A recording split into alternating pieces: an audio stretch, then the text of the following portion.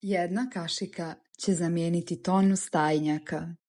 Dragi baštovani, posipam ga po cijeloj bašti. Onda samo imam vremena za berbu.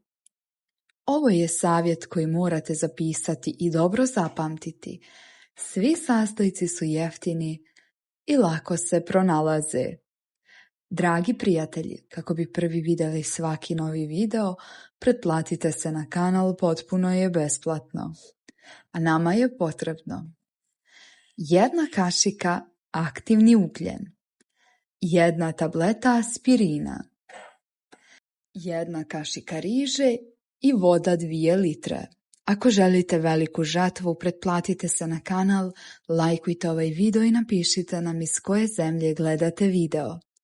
Sve sastojke sjedinite i ostavite tako 2 sata da odstoji. Razrijedite u 1 litru vode za ukupno 3 litre rastvora.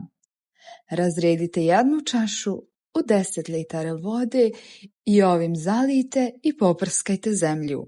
Hvala vam na gledanju.